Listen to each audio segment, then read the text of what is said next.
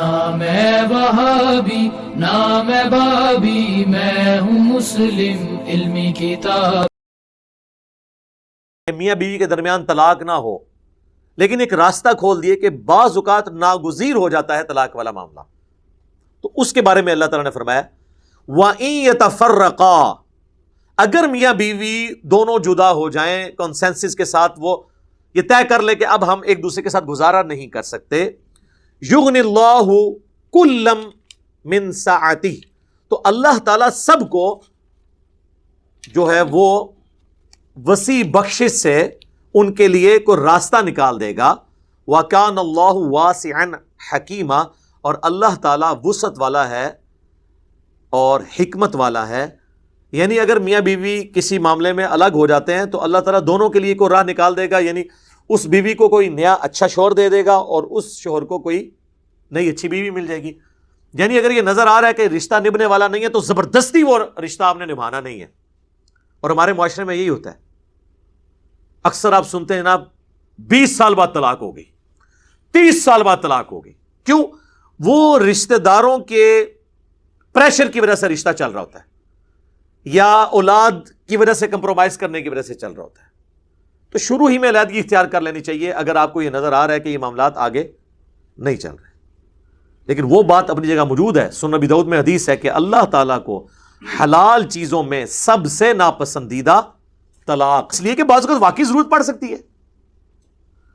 اب کسی کی عورت جو ہے وہ کھلی بے حیائی پہ اتری ہوئی ہے اور بار بار سمجھانے کے باوجود باز نہیں آ رہی، تو ظاہر ہے پھر آخری حل تو یہی ہے نا، یہ نہ ہو کہ وہ اس کی اولاد کو بھی برباد کر دے، تو آخری ڈیسیژن تو ہے۔ لیکن اس میں قرآن میں کہا گیا ہے کہ اگر کوئی عورت بے حیائی پہ اترے، سورۃ النساء میں ہی گزرا ہے، تو سب سے پہلے اسے اپنے بستر سے الگ کرو، پھر بھی نہ وہ مانے پھر اسے مارو، لیکن مارنے میں وحشیوں کی طرح نہیں مارنا، جیسے ایک بچوں کو تنبیہ کے لیے مارا جاتا ہے، وہ بھی بخاری مسلم میں حدیث ہے، نبی علیہ السلام نے چہرے پہ مارنے سے منع فرمایا۔ زبردستی کے رشتے نبھانا یہ تو بڑی سخت زیادتی والی بات ہے، اس لیے اس کو حلال قرار دے دیا گیا۔ اور قرآن کی یہ آیت اس کو سپورٹیو ہے کہ اگر میاں بیوی مرضی سے علیحدہ ہونا چاہتے ہیں تو علیحدہ ہو سکتے ہیں، یہ کوئی گالی نہیں ہے۔ اور دوسرا، اللہ کو یہ پسند نہیں ہے کہ خاندانی نظام ٹوٹے، لیکن اگر خاندانی نظام اس علیحدگی سے بچتا ہو پھر علیحدگی میں عافیت ہے۔ اگر جسم پہ ایسا پھوڑا نکل آئے کہ جو پورے جسم کو تعفن کا شکار کر کے انسان کی موت کا سبب بن سکتا ہے، اور وہ ٹانگ کٹوانی پڑ جائے تو ٹانگ کٹوانے میں کوئی حرج نہیں، جان تو بچ جائے گی نا، باقی وہ ٹھیک ہے۔ صحیح مسلم میں حدیث ہے کہ شیطان کا تخت پانیوں پہ لگا، پورے دن کی کارگزاری اسے سناتے ہیں، کوئی کہتا ہے میں نے آج فلاں شخص سے چوری کروائی، کوئی کہتا ہے میں نے فلاں شخص سے بدکاری کروائی، تو وہ شیطان امپریس نہیں ہوتا، پھر ایک چیلا آ کے کہتا ہے کہ آج میں نے میاں بیوی کے درمیان علیحدگی کروا دی، تو شیطان اسے گلے لگا کے ملتا ہے کہ اصل کام تو نے کیا کہ خاندانی نظام ٹوٹ جائے۔ خاندانی نظام میاں بیوی کے درمیان جو بانڈ ہے وہ اولاد اور سیکس ہے، دونوں میں سے ایک چیز بھی خراب ہو جائے میاں بیوی کا رشتہ نہیں چل سکتا۔ اور اولاد کی پرورش تو ہے ہی ماں باپ کی وجہ سے ہے۔ آپ دیکھ لیں کہ جن کے ماں باپ کی طلاق بچپن میں ہو جاتی ہے، ایسے بچوں کے مینٹل ماڈلز بدل جاتے ہیں پوری زندگی کے لیے، پھر سوتیلی مائیں یا سوتیلے باپ ان کے ساتھ کیا سلوک کرتے ہیں۔ ایسی عورتوں کی اگر بچیاں ہو، کہیں اور شادی ہو، ان کو اپنے نئے خاوند سے اپنے بچیوں کے بارے میں خطرہ لگا رہتا ہے۔ اسی طریقے سے سوتیلی مائیں بھی بڑا برا سلوک کرتی ہیں، تو یہ ایک بڑا خطرناک معاملہ ہے۔ اس لیے یعنی شیطان کو بھی پتا ہے کہ میں نے خاندانی نظام برباد کیا تو میں دنیا کی ہر برائی اس کے ذریعے انجیکٹ کر سکتا ہوں معاشرے میں، اس لیے پھر اس چیز کو ناپسندیدہ قرار دیا گیا۔ حتیٰ کہ جامعہ ترمذی میں حدیث ہے کہ جو عورت بغیر کسی وجہ کے اپنے خاوند سے طلاق لے گی، قیامت والے دن وہ جنت کی خوشبو بھی نہیں پائے گی۔ غیر وجہ کے لیا تو جان بوجھ کے ظاہر ہے کہ اس نے ایک لٹکتا ہوا چھوڑ دیا نا پورا خاندان۔ اور یہ اللہ کا شکر ہے ہمارے معاشرے میں کافی حد تک کنٹرول ہے، ابھی یہ کچھ میڈیا کی وجہ سے طلاقیں بڑھنا شروع ہوئی ہیں، ادروائز سب کانٹیننٹ کا معاشرہ اللہ کے فضل سے یعنی عورتیں آخری درجے تک کمپرومائز کر کے خاوندوں کے ساتھ چلتی ہیں، آخری درجے تک اخلاص کے ساتھ۔ یہ جو آپ کو کوئی 2-4 واقعات وہ بتا رہے ہوتے ہیں نا ٹی وی پہ یا سوشل میڈیا پہ، 22 کروڑ کی آبادی میں اگر 2-4 واقعات رپورٹ ہو جائے تو کوئی اتنی بڑی بات نہیں ہے کہ جی معاشرے میں یہی ہو رہا ہے، ٹھیک ہے؟ اس طرح نہیں ہو رہا ہوتا، چند ایک واقعات ہوتے ہیں، اوورآل معاملات درست ہوتے ہیں۔ بس اس کا سائملٹینیس کنٹراسٹ ہے کہ اگر کسی مرد نے بھی کسی عورت کو ناحق طلاق دی تو اس کے اوپر بھی یہ وعید فٹ ہوگی۔ صحیح مسلم میں حدیث ہے کہ کوئی شخص اپنی بیوی سے بغض نہ رکھے. کچھ عادتیں ناپسندیدہ ہیں تو اس کی کچھ عادتیں اچھی بھی ہوں گی. میں سمجھتا ہوں کہ دنیا کی ہر عورت میں جو بیوی ہے ایک عادت ایسی ہے جو مردوں میں بڑی کم ہوتی ہے, اور وہ یہ ہے کہ عورت کا غصہ بڑی جلدی ٹھنڈا ہو جاتا ہے. سیفٹی والو ہے اللہ نے اس کے اندر رکھا ہے. اس ٹائم تو لگ رہا ہوتا ہے کہ اگر اس کو طلاق کا اختیار ہو تو مجھے آج ہی فارغ کر دے, لیکن کچھ عرصے کے بعد وہ بالکل ٹھیک ہو جاتی ہے. یہ اس کی نیچر ہے. یہ اتنی بڑی خوبی ہے جو مرد کے اندر بہت کم پائی جاتی ہے. مرد اپنے صبر کی وجہ سے معاملات کو لے کے چلتا ہے, لیکن عورت جو ہے وہ اتنی جذباتی نیچر کی ہے کہ وہ تو اس وقت فوراً کار گزرے. اس لیے اللہ تعالیٰ نے طلاق کا حق مرد کو دیا ہوا ہے, ادروائز تو روزانہ طلاق ہو جائے. لیکن دوسری طرف آپ دیکھیں, مرد اپنے دل کے اندر پرانی باتیں بھی غصہ رکھتا ہے, لیکن عورت وہ چیزوں کو وقت کے ساتھ بھلا دیتی. اب کوئی پھپے گھٹنی عورت ہے نا, اس کا تو علاج نہیں ہے. آپ کہنا جی فلانی جڑی ہے وہ تو توبہ توبہ, وہ تو واقعی وہ تو پھر 1000 مرد پہ بھی بھاری ہوتی ہیں ایسی عورتیں, لیکن زیادہ تر ایسا نہیں ہوتا. زیادہ تر عورتیں اپنے خاوندوں کے ساتھ مخلص ہوتی ہیں اور کمپرومائز کرتی ہیں. تو اس لیے اللہ تبارک و تعالیٰ نے یعنی عورتوں کے ساتھ بغض رکھنے سے منع فرمایا. نبی صلی اللہ علیہ وسلم فرما رہے ہیں کہ اگر آتے کچھ ہوں گی ان کی بری تو اچھی بھی ہوں گی, ان کو یاد کر لو. بخاری مسلم دونوں میں حدیث ہے کہ عورت کے ساتھ, اپنی بیوی کے ساتھ ہمیشہ خیر و بھلائی سے پیش آتے رہو. تو جی کیٹاگوریکل حکم ہے, اور اسے سیدھا کرنے کی کوشش نہ کرو. یہ آدم کی ٹیڑھی پسلی سے پیدا ہوئی ہے, اسے اگر سیدھا کرنے کی کوشش کرو گے تو توڑ بیٹھو گے, اور اسے توڑنا, اسے طلاق دینا. پیش آتے رہو, پازیٹیو اینڈ پہ کھڑے رہو. حتیٰ کہ بخاری اور مسلم میں ایک اور حدیث ہے, اللہ کے محبوب صلی اللہ علیہ وآلہ وسلم نے فرمایا, میں نے اپنی امت کی عورتوں کو کثرت کے ساتھ جہنم میں دیکھا ہے. صحابہ نے پوچھا کیوں؟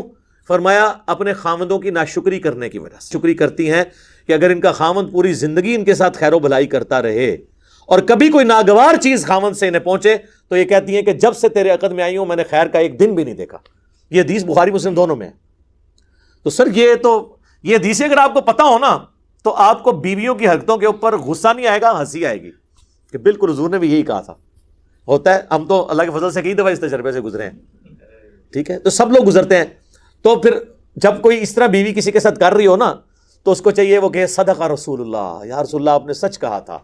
ایسے ہی ہوتا ہے, لیکن یہ وقتی طور پہ ہوتا ہے. آپ دیکھیں حضور نے کہیں ترغیب یہ نہیں دلائی ہے کہ ایسی عورت کو چھوڑ دو. فرمایا یہ عورتیں ایسی ہوتی ہیں, ان کے ساتھ اس طریقے سے گزارا کرو. اور عورتوں کو کہا کہ تمہیں میں نے جہنم میں کثرت میں دیکھا ہے. ایک اور حدیث ہے بخاری اور مسلم کی, اس میں الفاظ ہیں کہ تم اپنی زبان سے اپنے شوہروں کو تکلیف دیتی کرو تاکہ تم جہنم سے بچ سکو. میں نے کثرت کے ساتھ تمہیں جہنم میں دیکھا ہے اپنے خاوندوں کے ساتھ ناشکری کرنے کی وجہ سے. اسی لیے تو حضور نے فرمایا تھا, سنن ابی داؤد میں حدیث ہے کہ اگر میں سجدہ جائز سمجھتا اس حق کے سبب جو اللہ نے ان کو دیا ہے. لیکن اس کا یہ مطلب نہیں ہے کہ اب خاوند جو ہے وہ زبردستی اس کے ساتھ کرنا شروع کرے گا, اس پہ ظلم کرنا شروع کر دے گا, نہیں. جامعہ ترمذی میں حدیث ہے, اللہ کے محبوب صلی اللہ علیہ وآلہ وسلم نے فرمایا تم میں سب سے بہتر وہ ہے جو اپنے گھر والوں کے لیے بہتر ہے. کہ جتنے دنیا میں لوگ با اخلاق ہیں نا, مشہور ہیں کہ جی کیا اخلاق ہے, گھر میں اتنے بڑے وہ کتا نیچر کے لوگ بنے ہوتے ہیں. یعنی کتے سے بھی زیادہ ان کی زبان سخت ہوتی ہے. میرے لیے باہر جتنی سن کے آتے ہیں نا وہاں لوگوں کے سامنے رکھ رکھا انہوں نے رکھا ہوتا ہے, لوگ ہماری تعریف کرتے رہے, اور سارا باہر والوں کا غصہ آ کے بیوی بچوں پہ نکالتے ہیں. یہ کوئی کمال نہیں ہے. کمال یہ ہے کہ آپ اپنے گھر والوں کے لیے ٹالرنس شو کریں. یہ مشکل کام ہے, اور انسان اپنے گھر میں ہی پتہ چلتا ہے جب اپنے بیوی بچوں کے ساتھ کیا سلوک ہے تو اس کا کریکٹر وہاں پہ پتہ چلتا ہے کہ وہ کتنا خوش اخلاق ہے, کتنا دین پہ چلنے والا ہے.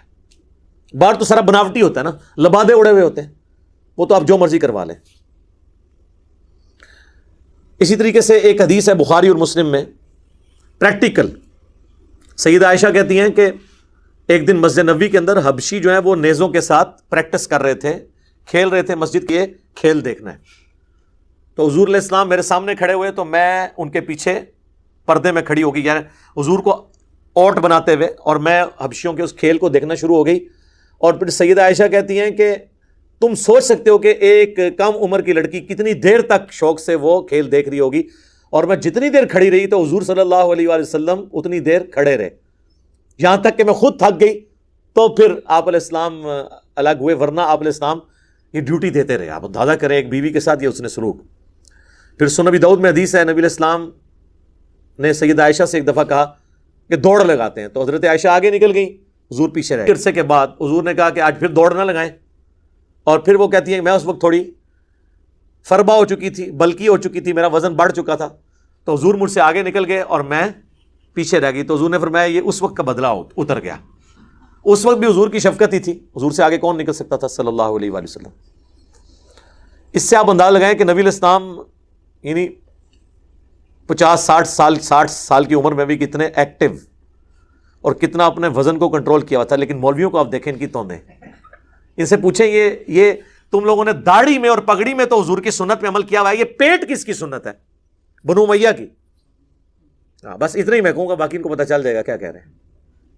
بخاری مسلم دونوں میں حدیث ہے سب سے بہتر زمانہ میرا, پھر میرے صحابہ کا, پھر ان کا جو ان کو دیکھے, پھر ان کا جو ان کو دیکھے, صحابہ تابعین تبع تابعین. اس کے بعد جھوٹے لوگ پیدا ہوں گے, امانت میں خیانت کریں گے اور موٹاپے کو پسند نکلے ہوں گے. موٹاپے کو پسند کریں گے, مراد نہیں ہے کہ ان کو موٹے لوگ اچھے لگیں, مراد یہ ہے کہ وہ خود موٹے ہوں گے. تو خود موٹا تو ہوتا ہے کھانے سے. یہ جو لوگ کہتے ہیں نا میں اینا جا کھانا پر کے کرنا وزن نہیں کٹتا, جھوٹ مار دینے. نہ میں وہابی نہ میں بابی، میں ہوں مسلم علمی کتاب